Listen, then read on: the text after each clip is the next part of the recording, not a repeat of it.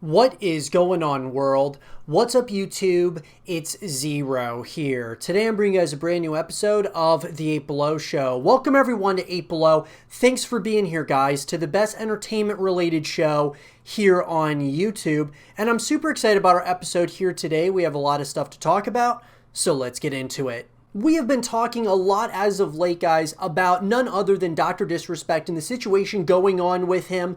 Whether it's a positive thing, that's some kind of publicity stunt behind the scenes, or if this is a super negative thing, we don't know much at this point in time about what is going on. However, there are some big questions that need to be answered at some point or another, and hopefully we'll get those sooner rather than later, in what is pretty much one of the most, the craziest things, unlike we've ever seen in all of gaming, guys, that being the Dr. Disrespect situation being permanently banned from Twitch, and then obviously, we don't really hear much other than a tweet from Dr. Disrespect stating that he doesn't know why he was banned. So with that, guys, I want to go over an article that was written by Dave Thier of Forbes. One big question remains about Dr. Disrespect's Twitch ban. It's been a busy week for Twitch, the Amazon-owned market leader when it comes to video game streaming. After a wave of allegations, the service has begun banning even some of its most prominent streamers, answering past accusations that the company did not apply its code of conduct equally across large and small streamers. Arguably, its biggest move was to suspend the account belonging to President Donald Trump's campaign, banned for hateful conduct. Not the largest account on the site by any means, but arguably the highest profile in a larger sense. One of the largest bans, however, remains a relative mystery. And so for the past few weeks, the gaming and streaming community have been asking themselves one big unanswered question. Why was Dr. Disrespect banned from Twitch? And I think, guys, we're all wondering this, right? At this point in time, everybody's wondering, why was Dr. Disrespect banned at this point? There hasn't been any confirmation as to why. Nothing's leaked out of Dr. Disrespect's inner circle. His team nothing's been leaked from Twitch itself. Very interesting, to say the least, that it's been kept under wraps like this. Guy Beam, better known as Dr. Disrespect, was one of the biggest names in streaming up until last Friday, leveraging an over-the-top aggressive fictional persona to widespread success, earning him millions of followers on the site, an exclusivity deal, and even book and TV deals. Now, as in our process, we take appropriate action when we have evidence that a streamer has acted in violation of our community guidelines on terms of service. These apply to all streamers regardless of status or prominence in the community. Beyond that, there's little indication of what's going on. Some other brands also appear to have scrubbed Disrespect from their license offering, but he still remains elsewhere. Criminal charges are a possibility, but ESPN did not find any warrants, arrests, or charges in Los Angeles or San Diego counties. The ban is widely rumored to be permanent, but even that is still unconfirmed. So, at the end of the day, guys, the things that we know that, I mean, there's little things here and there that we know, like ESPN looking into if there's any warrants, arrests, or charges based in LA or San Diego. But, you know, we know certain things, but then again, this all remains such a huge mystery. To me, guys, we're starting to wonder, is this really a publicity stunt? Or is there something underlying here that Dr. Disrespect is doing, like he's moving on from Twitch, going to a different platform, and there's, some disagreements there, or whatever the case might be. I'm really wondering if, this is actually something that has to do with him from a professional level, not so much from a, personal level. We'll have to kind of wait and see as more information comes out. So while criminal charges remain a possibility, it's also clear that Beam has either walked the razor's edge or outright violated Twitch's code of conduct in the past. This is his second ban. The first was for broadcasting at the Los Angeles Convention Center during E3, though this was a temporary ordeal. Now, what we're wondering, guys, is though he was banned one time, we're all wondering, why was he banned again? Part of what I've been wondering for a while now is, did Twitch permanently banned Dr. Disrespect so that they didn't have to pay him the millions of dollars that was owed to him. They found something in his past or something that they decided that they were going to ban him for, and ultimately cut ties with having to pay him the millions of dollars that he had from the exclusivity deal, from them basically seeing, that Mixer basically fell apart completely after bringing on Ninja as well as Shroud, paying them millions of dollars for exclusivity deals. And so they don't feel like they need to pay Dr. Disrespect the money that they're giving him for exclusivity. With that, though, it's so hard to say, guys. It's all speculation. At the time, many were critical that Disrespect was getting peripheral treatment due to his huge following. This most recent ban appears to be a repudiation of that idea at a time when Twitch is desperately trying to clean up its public image in the face of a wave of allegations that, of course, have like harassment and such. It remains possible that this ban was not the result of a single violation or charge, but many.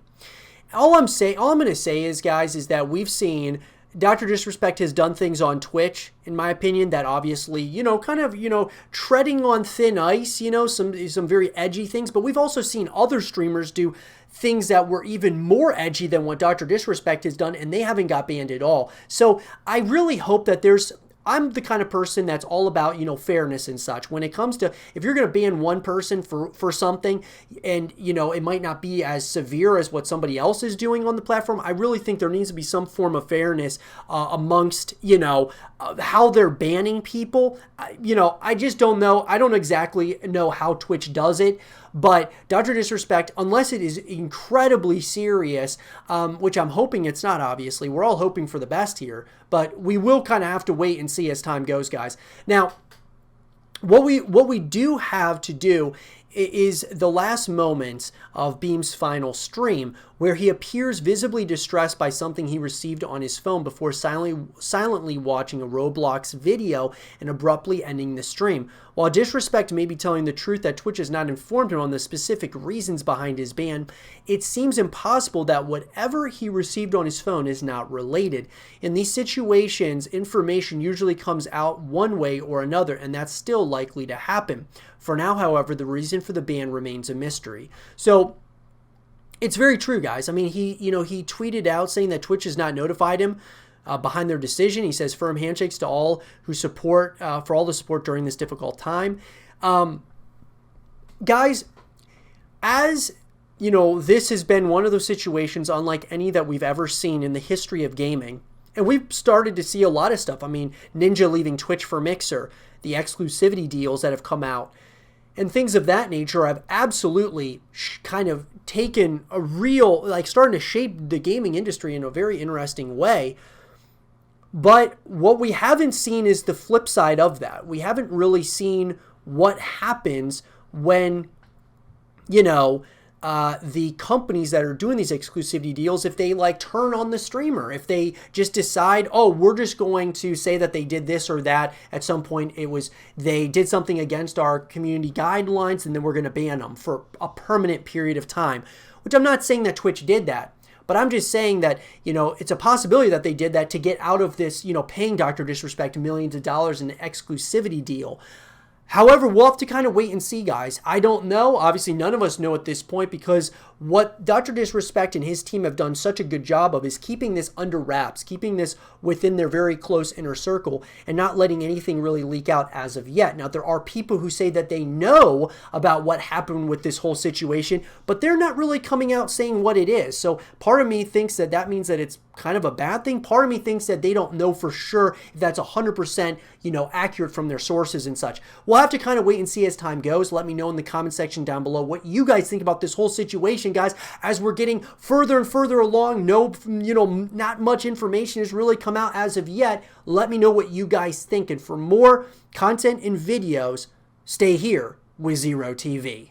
A group of some of the biggest Fortnite content creators out there, guys, is none other than a group of guys who I have been following since Red Reserve. That's being Formula, Kiwis, Aeolus, all of these guys who are this group of, fellow friends as well as gamers at this point who have made Fortnite into really blew up from the Fortnite, community and from that game in particular. They did, of course, they were growing at a rapid rate with Call of Duty, but when Fortnite came out out and they jumped on that.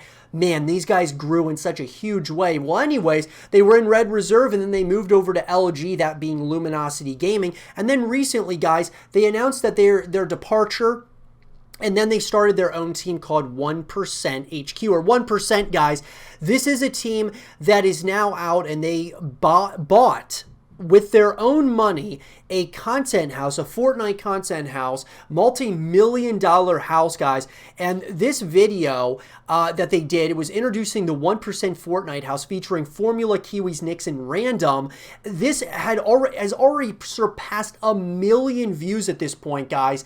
And what's interesting is that they started this team, and it's crazy to think that these guys are starting to become huge figures, guys, in the gaming world. I mean, just as a whole, I mean, they make a move, and it's like the entire internet just goes crazy about it. It's awesome because I've been following these guys for a long time, and it's really awesome seeing them. Now they're kind of creating their own brand, 100% their own brand, even though Red Reserve was kind of like their own brand, but it was under the, the FaZe umbrella almost. This is 100% their own thing. And so 1%, guys, I love the name, first of all. The merchandise is sick. They already have a number of followers, guys, 114K on their Twitter account, over 1 million views on their first video. This is what I got to say. 1%, this Fortnite team, this content team, guys, is going to be a force to be reckoned with, without a doubt. They are going to be a massive team, I believe. They're already talking about recruiting people to 1%, and there are a lot of people who are excited about this team, wanting to join the team, guys, because they're like #1 on trending, guys. That's how big these guys are getting, and it's incredible. I really hope that they do like some form of recruitment challenge at some point or another down the road. That would be absolutely awesome. But even Kiwis in his video talking about he was leaving LG and they were starting their own team, they don't plan on just making this like a Call of Duty team. This is going to be something that they're planning on doing as a full-time ordeal for, the rest of their lives kind of thing. They want this, they really want this, and they have created such a huge following from Fortnite. It's incredible.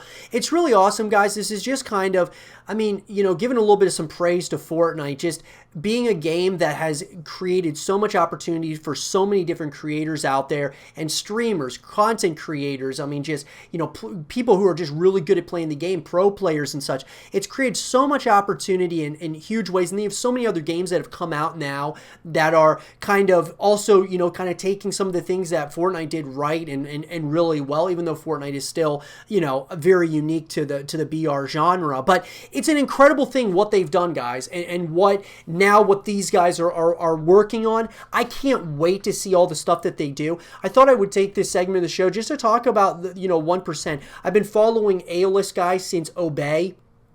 And he seems to really have a great vision, as well as the rest of these guys. They're just like this really close group of friends at this point in time that are creating content based around Fortnite and building a business from it. And it's incredible. It really is. And it's awesome that they all kind of pitched in to buy this Fortnite house. And this thing is a massive mansion. It's incredible. It's a beautiful thing, guys. What it really comes down to is hard work and dedication can take you places that you never thought were possible.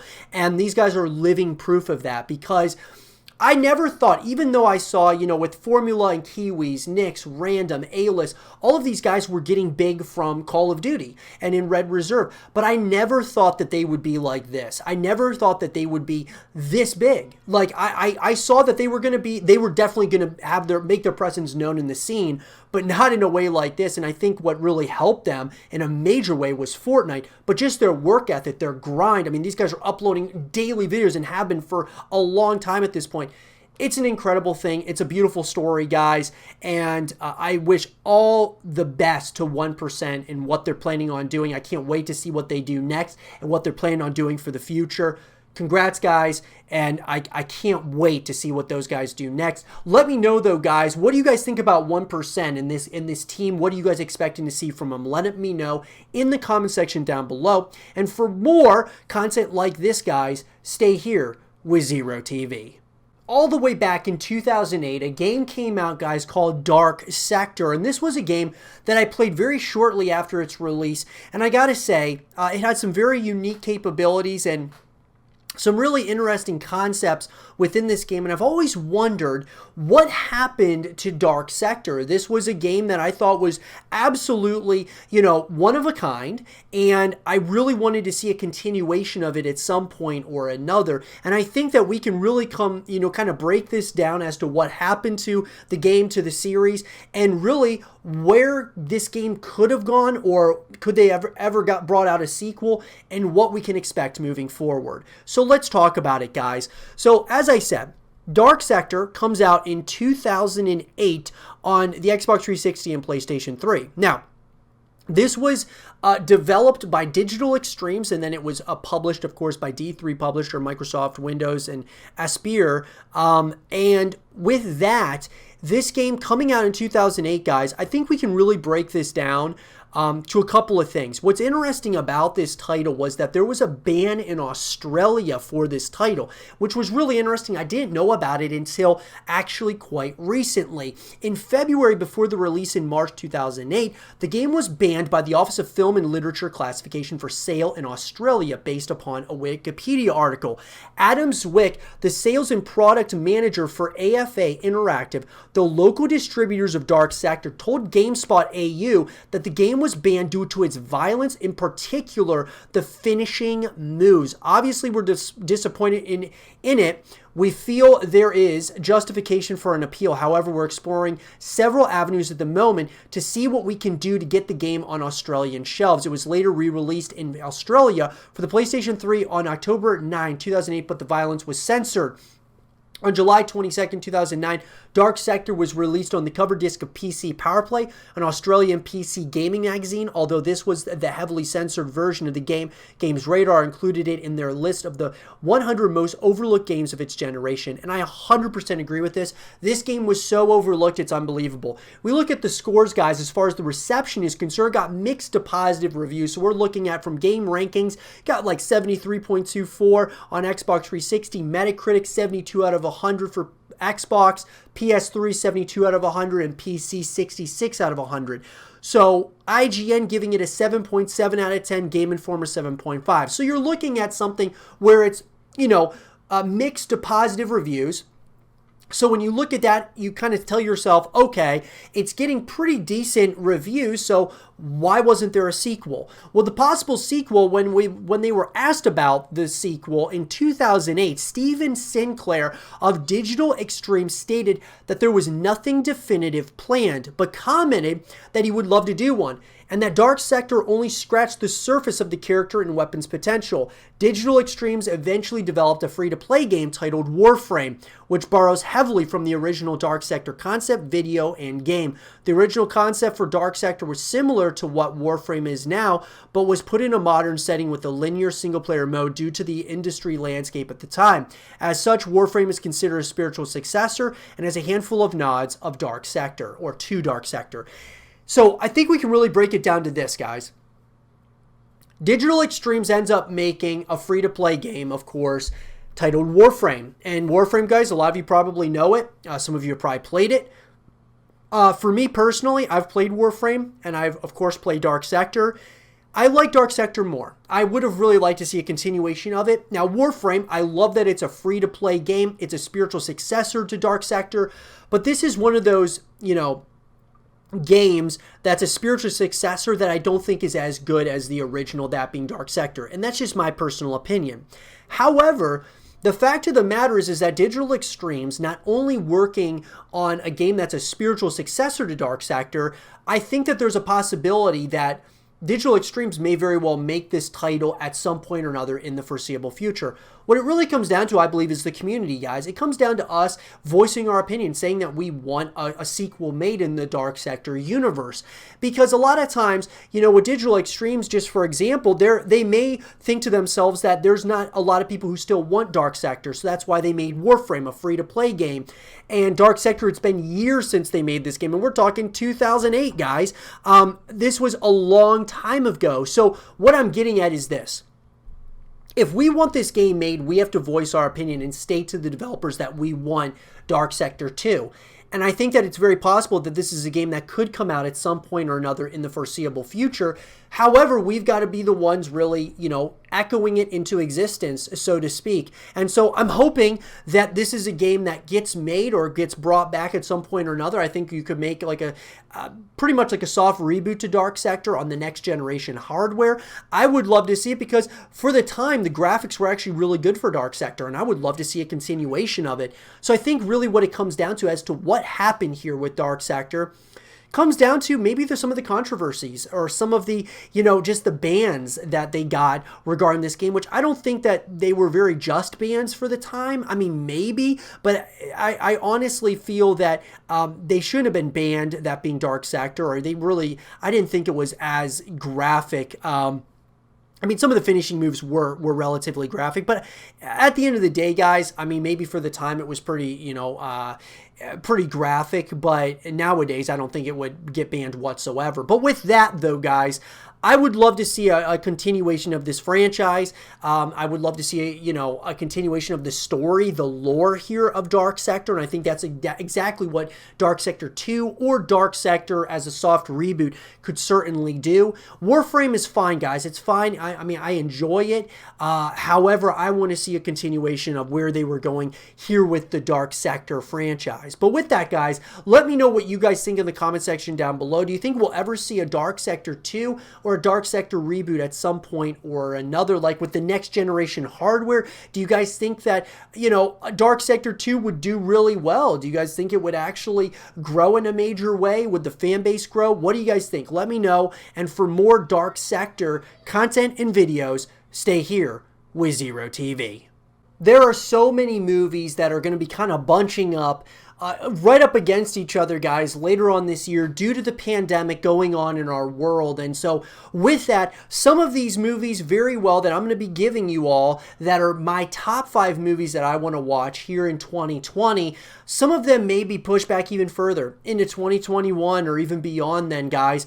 But with that, right now, right here, right now, what they're slated for is 2020 and a 2020 release, and I'm extremely excited about these 5 movies in particular. So let's get into it, guys. I'm going to give you the top 5 movies that I am really looking forward to here in 2020, the rest of the year, basically from now, which is, of course, July onwards, to the end of the year. So let's get into it. So coming in at number 5, guys, and this is in no particular order, guys, but at number 5, I'm really excited to see The Kingsman. So The Kingsman, guys, based on the Kingsman, franchise that's been started here by Matthew Vaughn, absolutely incredible.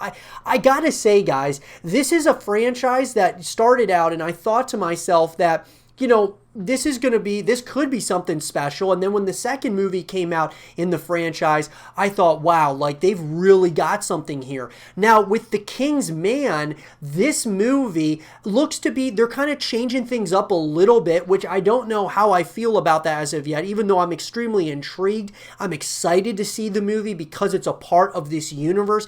I want to learn more about this universe without a doubt. It's just going to be weird seeing not all of the main characters from, the first couple of movies coming into the fray here with, The King's Man. But with that, guys, I'm really excited about this movie. It's definitely something I have been looking forward to now, and I hope it's able to stick with the 2020 release date. Coming in, guys, at number 4 is Dune. So Dune, guys, this is going to be, a remake here of Frank Herbert's science fiction novel.